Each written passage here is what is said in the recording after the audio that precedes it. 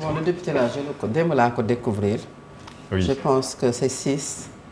daanaka parce que peut-être que dinay jàll mais xëy na. ñi ngay gën a xam pencum ndaw réew bu Sénégal mooy ñi nga xam ne dañuy faral xëy na di dem sur les plateaux di occuper également le débat. Exact. Je pense que je l'ai aperçu ce matin à la RFM su ma juwul. Ah oui, il est l'invité de la radio, d'accord. Parce que bëriwul mais non. xam nga am na yoo xam ne nag xam nga am na yoo xam ne nag ay décisions wax dëgg yàlla ak ay choix personnels la. Exact. gis nga politique gis nga fii ñu taxaw nii ci pupitre bi c'est le lieu par excellence de débat public. Chacun est libre. Liberté moom député bi ci moom la jiitu te ci moom la war a njëkkee. parce que xam nga li tax nga war a libre mooy da nga représenter le peuple. certes nag dafa am ñu la jox mandat pour nga dem mooy liste moo taxaw ñu investir la ci liste boobu dem ñu ne liste bi ñun dañoo bëgg ngeen jox ñu majorité donc sénégalais yi dañoo jox majorité liste bi mais pas yow liste boobu jox majorité liste boobu moom moo la investir nga bokk ci. am nañu voté ñoo xam ne xamuñu ko sax. xaw ma ndax dafa wax ne dafa am base politique ou autre parce que déglu naa mais am na ci yoo xam ne xëy na échappé na ma. mais li ma ci jàpp moom mooy choix lay doon nag. parce que gis nga ànd bu demee ba ci yoon faaw mu am ñoo xam ne dañuy wàcc am ñeneen ñuy yéeg am ñoo xamante ne dañuy dem ba ca waaj a dem bay waaj a yéeg ñu wàccaat ñeneen yéegaat c'est comme ça dans tous les partis politiques. Abdoulaye Wade li mu dund ci ay nit yoo xam ne bàyyi nañu ko Ousmane Sonko du dund loolu. parce que aujourd'hui am na ci ñoo xam ne sax ils sont avec lui parce que dafa am lu ñuy xalaat mooy l'opinion tey rajo yi amul woon jamonoy Abdoulaye Wade télé yi amul woon les chaînes yi am YouTube amul woon les sites internet amul woon ba nga xamante ne le facteur bi ñu jàpp ne moom mooy ànd ak nit ba mu yàgg nga mel ne ku ko wor sénégalais yi duñ ko accepter te mën nañ laa tuddaat la ba am na ci ñoo xamante ne Alamine ba xam ne dañuy toog parce que dañoo ragal loolu am na ci ñoo xam ne nag ils sont avec lui parce que dañu am conviction te dañu bokk ak pouvoir 2 ans après xëy na mu séparé ak Bassirou Diomaye Abdoulaye Wade s'est opposé 26 ans avec des hauts et des bas et n'empêche il a tenu parce que am na yoo xamante ne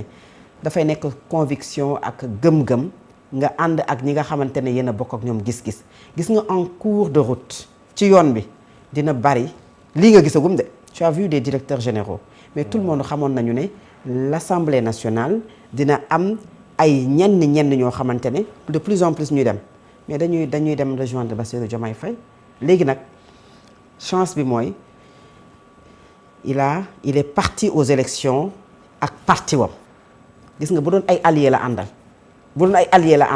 nga xam ne àndul ak Pastef alliés yi ñenn ñi pas tout le monde parce que aussi on ne peut pas tout le temps généraliser les gens dina ci am ñoo xamante ne dañuy dem fekk ji beneen camp bi pour des avantages à la mine pour des privilèges dafa am ñoo xam ne dañu am la boulimie du pouvoir dañu bëgg nguur dañoo bëgg les délices du pouvoir dañoo bëgguñu opposition yow tu vois des hommes yoo xam ne ils ne musuñu opposé wu am na ñoo xamante ne ils ne sont pas des politiques de mais ils ne sont jamais avec l'opposition te pourtant ils ne sont pas des politiques dañuy bokk ci yenn secteurs yi mais tout le temps rek nguur la ñuy àndal parce que ñoom jàpp nañu ne li ñu bëgg nguur moom moo leen ko mën a jox moo tax aujourd'hui que ce 6 là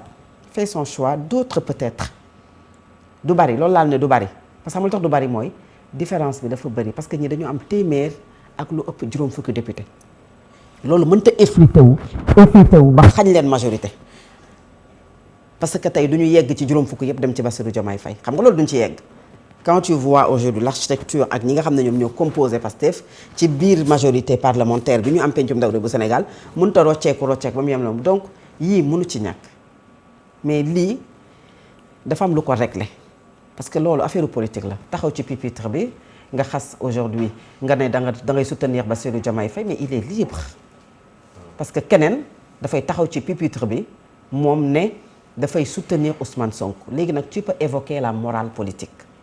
mooy balaa nga naan naam ne fa yow li tax ngay wax loolu dafa am ki nga xamante ne vous étiez nombreux dans sa localité parce que à Mbour hier j'ai vu des gens sur les réseaux qui disent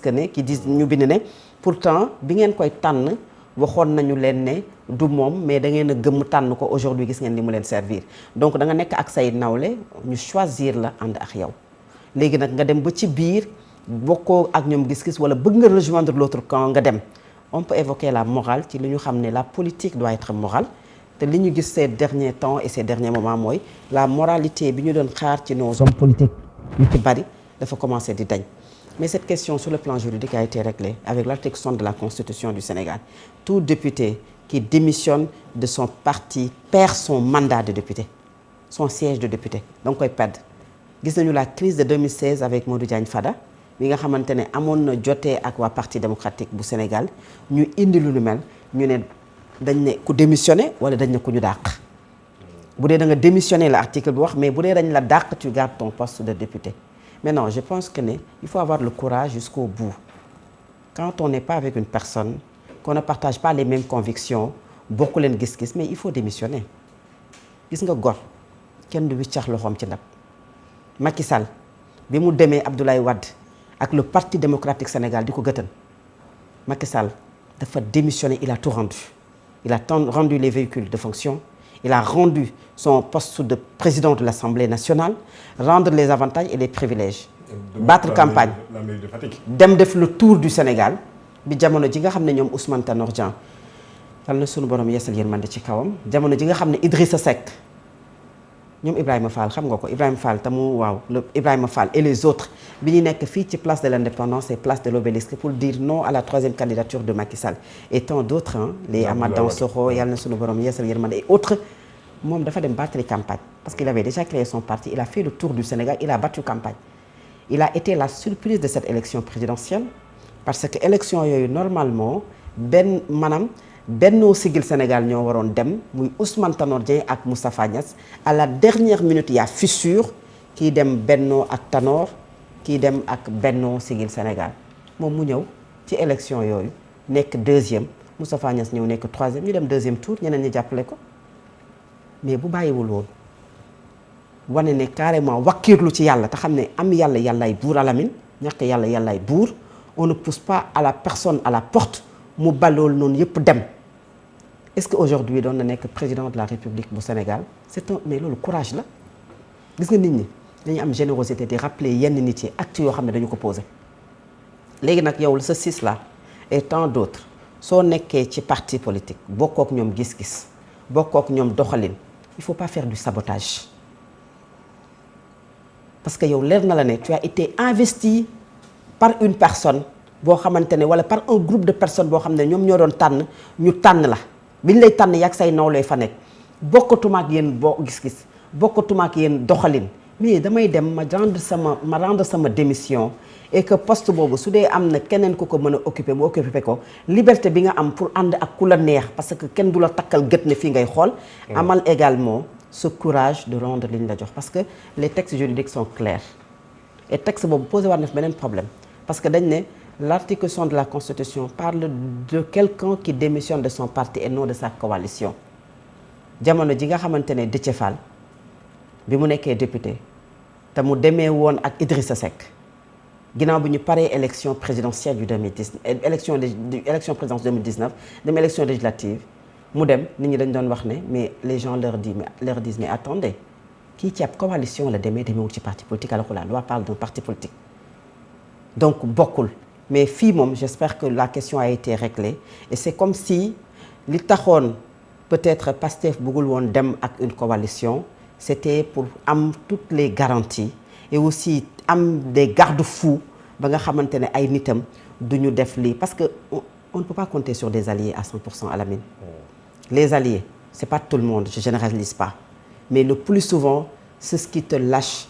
maanaam ñi lay bàyyi boo moytuwul boo ko dee xayma ñi ci ëpp ay alliés la ñuy doon parce que benn moment soit dañuy doxee ak ay frustration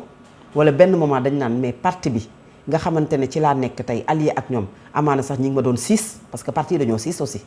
da ngay ñëw nekk ci benn parti que ça soit nga nekk parti socialiste nga ñëw ci coalition Benno Bokk Yaakaar waa APR lañ lay wan ne mais attention le chef c'est pour nous